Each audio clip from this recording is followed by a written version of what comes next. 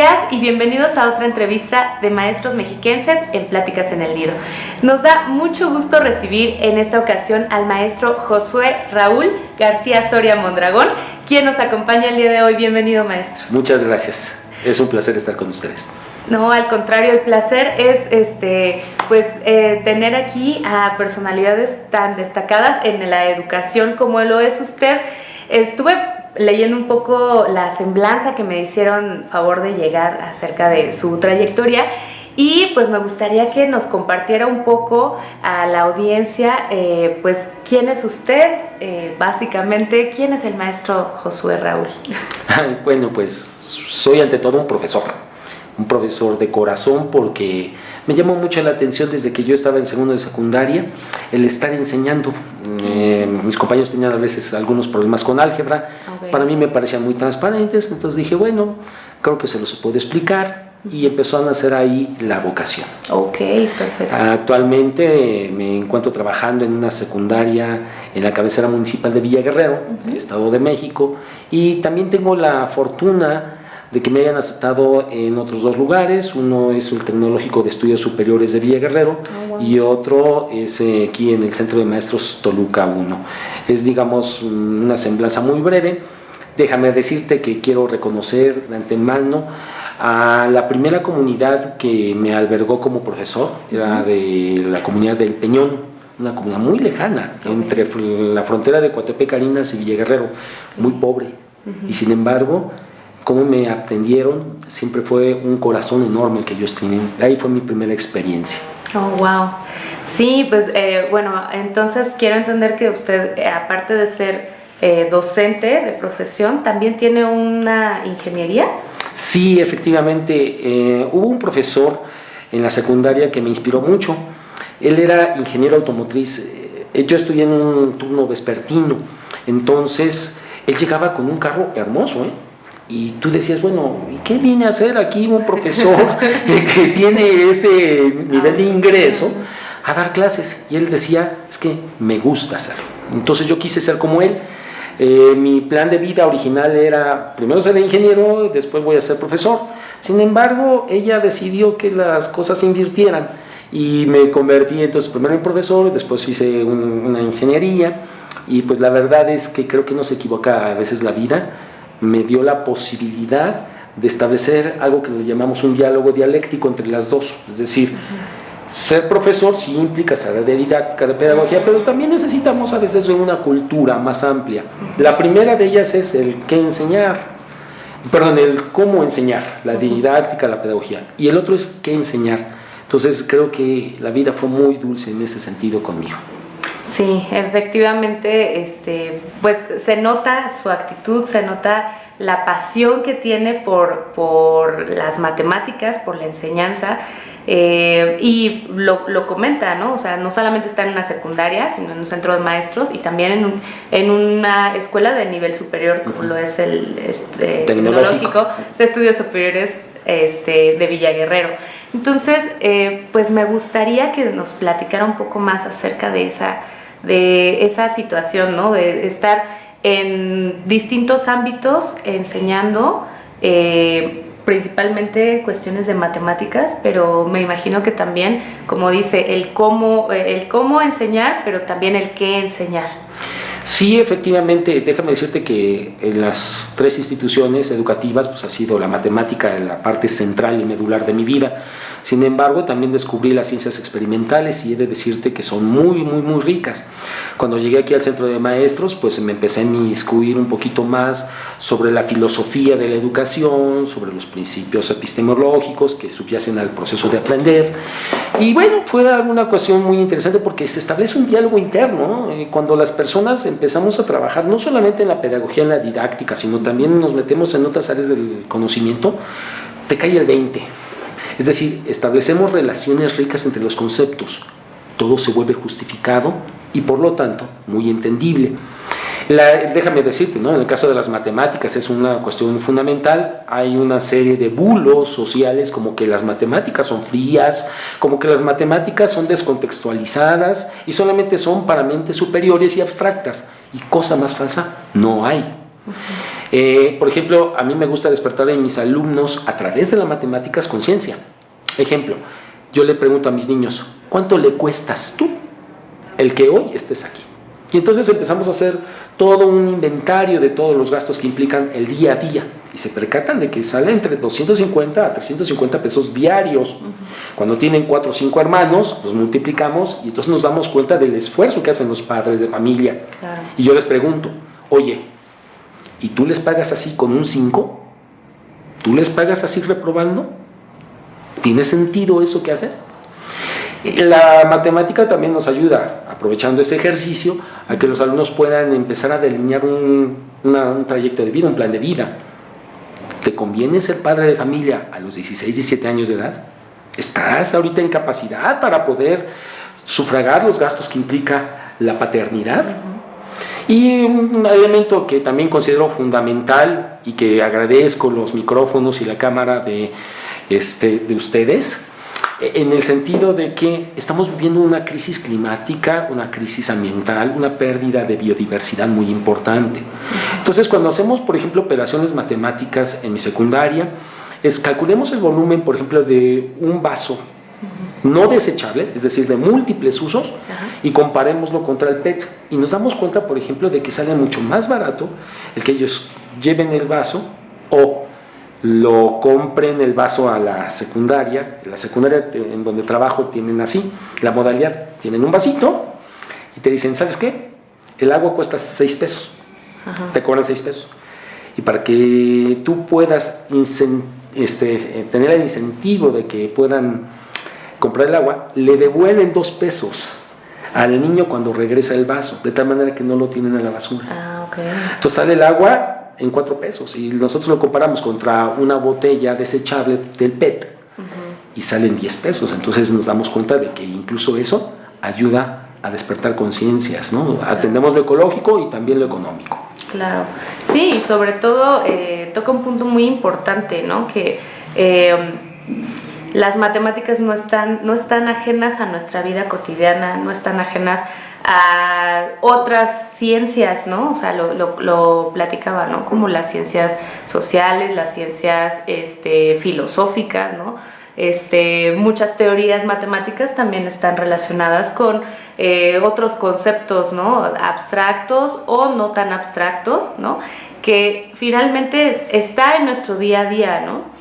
Y me parece muy importante reconocerle que precisamente ocupe este tipo de ejercicios con los estudiantes para que se hagan conscientes tanto de las situaciones económicas que a lo mejor para algunos son más favorecedoras con su familia y otros pues no tanto, y que también pues platica algo muy específico del plan de vida, ¿no? O sea, porque seguramente algunos, a lo mejor sus estudiantes de educación básica, pues, ¿no? O sea, saben que tienen que ir a la escuela, saben que sus papás están haciendo un esfuerzo porque vayan y tengan una educación, pero no saben el para qué, ¿no?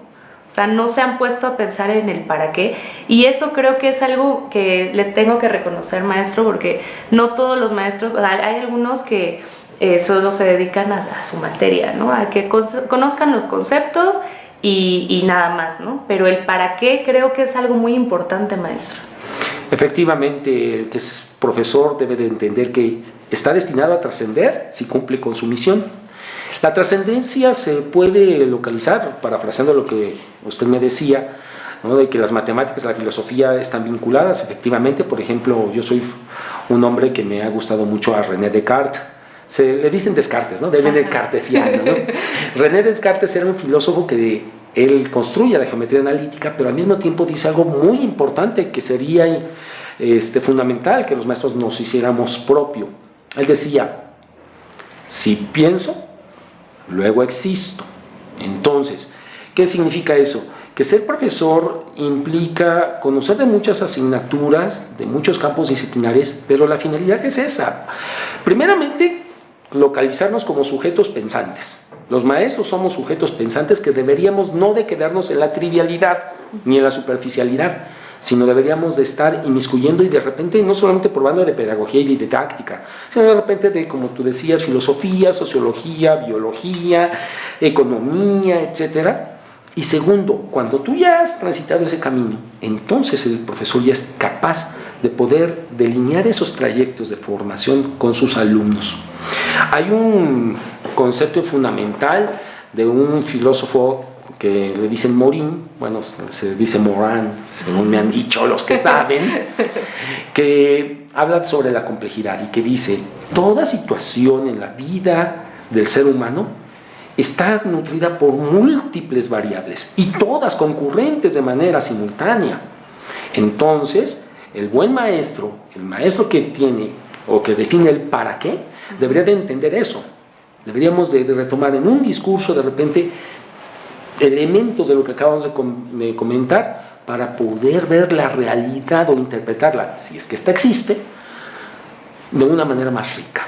Y había un principio pedagógico hasta la reforma, bueno, antes de la reforma que estábamos a punto de vivir, que decía, el maestro debe de modelar el pensamiento para sus alumnos. Es decir, que los alumnos de repente puedan escuchar, porque el maestro o la maestra verbaliza las formas en cómo piensa, para que ellos puedan apropiarse de esos mecanismos.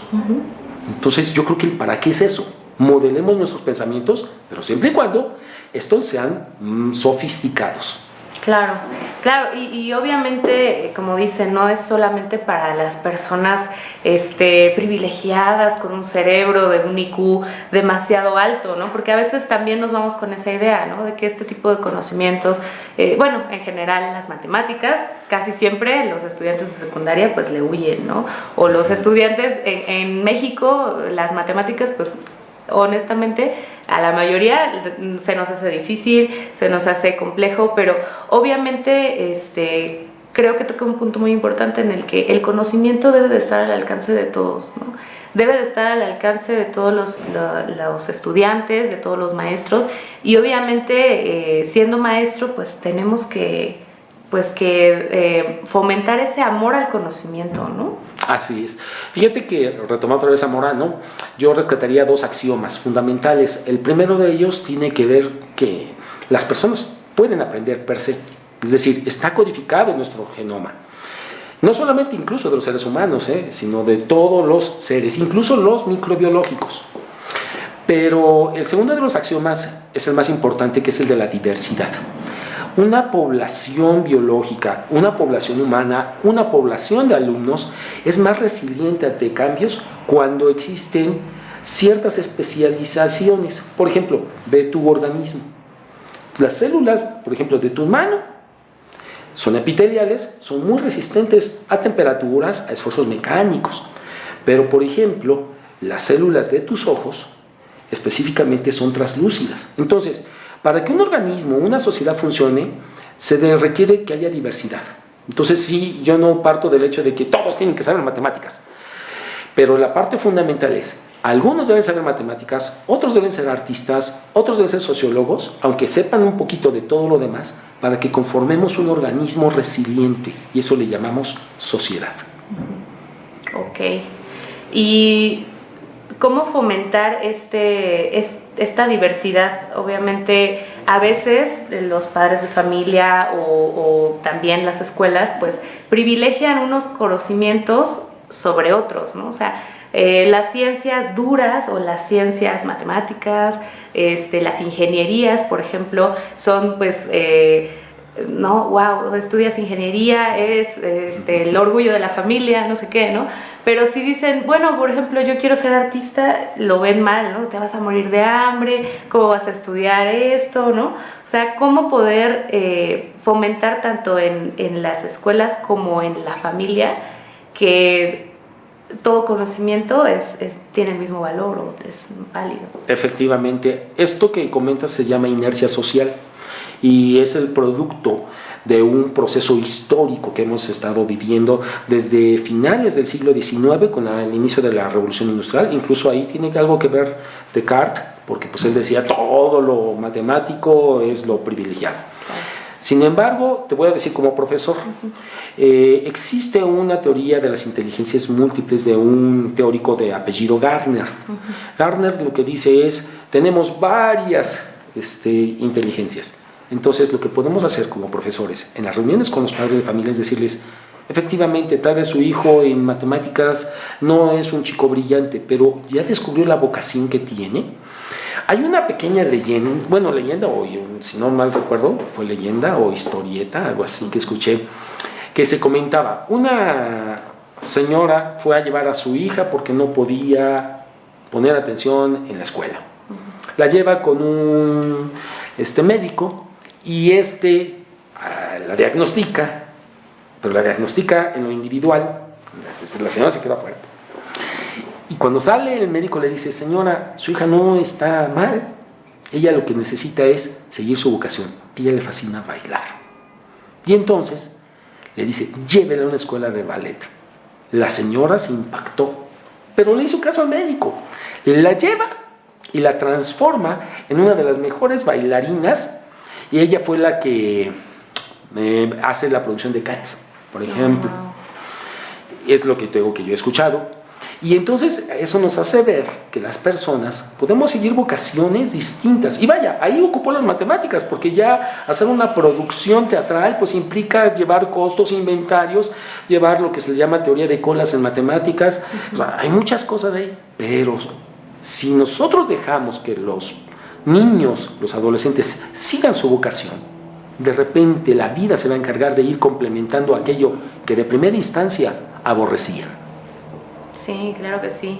Y bueno, o sea, pongo por ejemplo mi vida, mi ejemplo. Yo estudié psicología y pues como muchos otros psicólogos, pues me fui a ciencias sociales porque ahí no hay matemáticas, ¿no? Y oh sorpresa, está la estadística descriptiva y la estadística inferencial, y obviamente todas las pruebas psicológicas que ocupamos, bueno, muchas de las pruebas pues están estandarizadas, por lo cual tienen que pasar por un proceso matemático, ¿no? Tenemos que ver ahí muchas de las ciencias de las cuales huía, y obviamente pues me di cuenta lo que usted comenta, ¿no? O sea, la vida misma te va llevando a ciertas áreas de conocimiento que tú no preferías, pero que finalmente son necesarias. Es la lógica de la construcción de conocimiento de nuestra contemporaneidad. Por ejemplo, en el caso tuyo, te enseñaron a lo mejor en la preparatoria o en la secundaria que era la media, la moda, no sé, la desviación estándar. Pero como va tan acelerado el proceso y porque se trata de homologar los conocimientos en todos, que se descontextualiza el conocimiento. Es decir, te enseñaron, esa es la fórmula, apréndetela y aplícala. Pero ¿y dónde la voy a aplicar? Seguramente te cuestionaste en alguna ocasión. Lo que se debería de hacer en educación tiene que ver con respecto a que llevemos a tu área de interés y empecemos a desarrollarla. De repente, las propias necesidades que dicte esta vocación va a hacer que entonces tú digas, para que yo pueda estandarizar estas pruebas necesito de algo que dicen que se llama estadística. A ver, vamos a estudiarla. Y cuando tú aplicas la media, la moda, la desviación estándar, no sé si hiciste algunas pruebas, prueba de students, algo así que aparece, de repente sales, para esto sirven. Pero entonces fíjate, la diferencia es que la propia actividad de cómo conseguimos al plan de estudios puede o bien legitimar o por el contrario deslegitimar el esfuerzo de aprendizaje. Lo que proponemos actualmente y se está proponiendo a nivel internacional es hagamos ese proceso de legitimación, es decir, construyamos una escuela en donde no todos tengamos que estudiar todos al mismo tiempo todo, porque no nos da la oportunidad de empezar a que las personas empiecen a buscar quiénes son, a desarrollar su vocación. Ok. Maestro, ¿cómo podemos aplicar esto en por ejemplo, a los maestros que están en educación básica, que son la mayoría de los que van a ver esta entrevista? Sabemos que tenemos que cumplir con ciertos aprendizajes esperados, ¿no?, de las materias que llevan los estudiantes. Pero, ¿cómo podríamos empezar a aplicar esta metodología que nos comenta? Desafortunadamente, mientras tengamos un plan de estudios instituido y que sea formal, que se tenga que aplicar de manera general, va a ser difícil. Sin embargo, sí podemos incidir, aunque sea de manera tangencial, en nuestro día a día, a través de que nosotros desarrollemos proyectos. Lástima que ahorita el auditorio no puede ver, pero ahorita estoy mirando hacia afuera un hermoso jardín, muchos árboles, espacios abiertos. Entonces, tal vez lo que podríamos hacer sería que el propio profesor o la profesora pudiera sacar a las personas a de repente ver a su alrededor y de repente decir, ¿y qué tiene que ver esto con la psicología? ¿Y qué tiene que ver esto con el arte? ¿Podemos hacer matemáticas a partir de los árboles? Que déjame decirte que sí. Algo que se llama concepto de fractales. ¿Podemos percibir cómo son las nubes y podemos elaborar pronósticos? Oye, ¿cómo estamos seguros que todos percibimos lo mismo cuando vemos que el cielo es azul? ¿Podemos todos asegurar que las sensaciones que provoca el sentido de la vista es homólogo para todos? Es decir, tratar de hacer preguntas en donde cada tema, usando Morín, podamos ir jalando elementos de distintos elementos. Sin embargo, la tarea no solamente es del profesor, es político. Aquí sí tenemos que empezar a pensar en cómo podemos hacer que nuestros políticos empiecen a darse cuenta que los proyectos individualizados son lo que promete más para desarrollar más la educación. Ok.